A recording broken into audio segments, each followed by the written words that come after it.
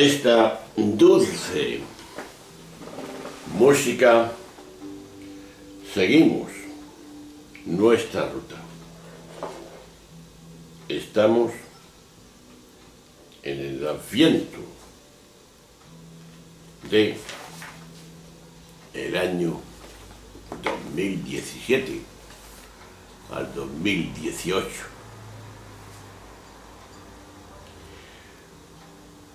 Ya sabéis que Adviento significa advenimiento. Estamos ya llegando a la Navidad, el 22 de diciembre, viernes del ciclo B de la liturgia de la Iglesia Católica. Y sigue Lucas, en el capítulo 1 del 46 al 56. Dice así Lucas: en aquel tiempo, sigue con María, María dijo: proclama mi alma la grandeza del Señor. Se alegra mi espíritu en Dios, mi Salvador, porque ha mirado la humillación de su esclava. Desde ahora me felicitarán todas las generaciones, porque el Poderoso ha hecho obras grandes por mí. Su nombre es santo. Y su misericordia llega a sus fieles de generación en generación. Él hace proezas con su brazo. Dispersa a los soberbios de corazón. Derriba del trono a los poderosos y enaltece a los humildes. A los hambrientos los colma de bienes y a los ricos los despide vacíos. Auxilia a Israel, su siervo, acordando de la misericordia, como lo había prometido a nuestros padres, en favor de Abraham y su descendencia para siempre. María se quedó con Isabel unos 3 meses y después volvió a su casa. El canto de María, el Magnificat, que recuerda a cantos anteriores a la tradición bíblica, como el de Miriam o el de Ana, recoge aspectos fundamentales que subraya el Evangelio de Lucas. Aspectos de adoración, de alegría, de salvación. Es el Evangelio que habitualmente nombra a Jesús como Salvador. La parcialidad de Dios a favor de los pobres y de los pequeños. Lo encontramos, pues, en el llamado que hemos dicho Magnificat. Por la primera palabra del canto en latín, es una síntesis preciosa del propio mensaje de Jesús, tal como se presenta y se desarrolla en el Evangelio lucano. Ha sido habitual en la historia de las religiones que el poder ávido de todo aquello que pudiera acrecentarlo, haya tratado de apropiarse también de la divinidad. Esto ha dado como resultado que con frecuencia se haya visto a Dios de parte de los poderosos, como cantaba Atahualpa Yupanqui, el poema de Víctor Jara. Un día pregunté yo: abuelo, ¿dónde está Dios? Por casa no ha pasado tan importante, señor, pero es seguro que almuerza en la mesa del patrón. Sin duda, mientras Dios fue un factor decisivo en la conciencia colectiva, el poder se lo apropió, a pesar incluso de que los textos fundamentales, como este del Evangelio, hubiera dejado bien claro lo contrario. Y es que para el Evangelio, hermanos y hermanas, Dios está del lado de los pobres, por el mero hecho de ser pobres y por tanto con más necesitados. Sobre todo ello volverá Lucas una y otra vez denunciando la diferencia de los ricos, que ni siquiera ven al pobre que se encuentra a su lado. De aquí surge una gran pregunta: ¿qué significa derribar del trono a los poderosos y enaltecer a los humildes? ¿Qué significa? Veamos. Redescubrimos, reconduciéndonos a nuestra verdad profunda, aquella que compartimos. En el trono, con pedestal, se sitúa algo que tú y yo conocemos, y es el ego, el egoísmo por antonomasia.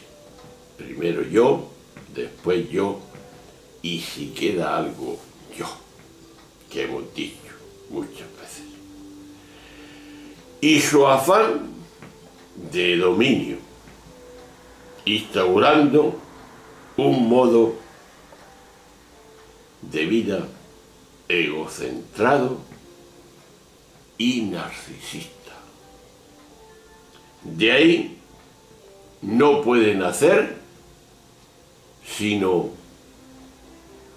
comparación, enfrentación, confrontación, desigualdad e injusticia. Porque solo cuando bajamos de ese trono egoico, nos encontramos y reconocemos en la conciencia compartida que todos somos. Entonces, vemos claro. De aquí la gran pregunta hoy: sé bajarme de cualquier pedestal, trono que el ego fabrica, porque no para de fabricar tronos para gozarse él de esa dimensión. Pero seguimos profundizando.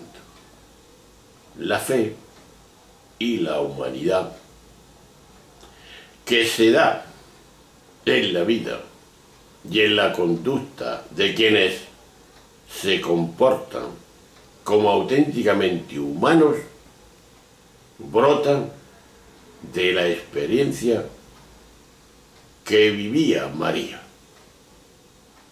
la Madre de Jesús, nuestra Madre.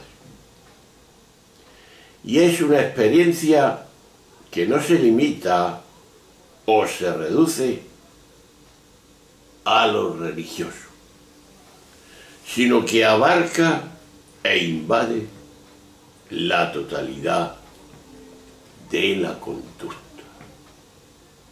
Es honradez, es honestidad, es buen trato y respeto con todos. Esto se deduce que es delicadeza, sinceridad, servicialidad, sensibilidad especial para quienes sufren y lo pasan mal en esta vida. Ese es el camino. Y esto es lo que expresa María en el llamado himno del Magnificat, que recoge los sentimientos y los deseos de María. Son los sentimientos de los llamados en aquel tiempo los Anabim, los pobres de Yahvé. Estas gentes eran los más humildes y necesitados de aquella sociedad. Personas que no tenían motivos humanos para esperar un futuro y una vida mejor, una vida digna, segura, con sus derechos garantizados, con esperanza y alegría. Pero sin embargo, María reconoce que ella tiene todo eso, porque es lo que brota de su fe, de su libertad, de la fuerza interior que le daba la presencia de Jesús en su vida. Resumiendo, podríamos decir que entre los cristianos de mentalidad tradicional se habla de devoción a María. En esas palabras las conocemos. Esta devoción se puede expresar en oraciones, en plegarias, en ritos, costumbres relacionadas con lo sagrado, etcétera, etcétera. Todo eso, hermano, es bueno, por supuesto, y no lo niego, ni lo niega nadie, pero contar de que todo eso no sirva, y escucha bien, de tapadera que oculte formas de conducta que son la contradicción más repugnante con los sentimientos que María expresó en su Magnificat. Sí, así lo pienso yo y lo piensa gente, y mucha gente. De ahí surge una pregunta. ¿De qué nos sirve la devoción a María si somos egoístas, tenemos orgullo, vivimos apegados al dinero y a la riqueza, no tratamos con respeto a los demás, sobre todo si se trata de personas pobres, ignorantes, débiles, marginadas y excluidas? ¿De qué nos sirve esa devoción a la Madre de Dios? Pues con este tipo de cristianismo no vamos a ninguna parte. Eso no es devoción a la Virgen. Eso es egoísmo y hasta una forma de ateísmo disfrazado de piedad mariana. Qué pena que estemos todavía así. Después de 20 siglos proclamando el amor a María, la esclava del Señor, la toda bella, la mejor mujer que ha pasado en la historia. Es verdad que Dios no cogió a cualquiera, sabía lo que elegía. Pues ahí tenemos el ejemplo, hermanos, no nos equivoquemos. Tanta devoción que vemos en el pueblo llano y tal,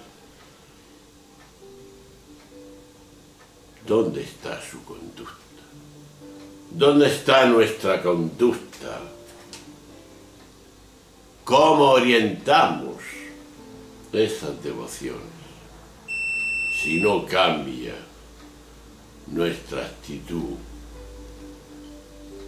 no haremos nada. Bien, pues siempre no es tarde cuando la dicha es buena. Pues ánimo y para adelante, que tiempo tendremos en esta existencia para darnos cuenta del camino que tenemos que recorrer. Hasta luego, un abrazo, adiós.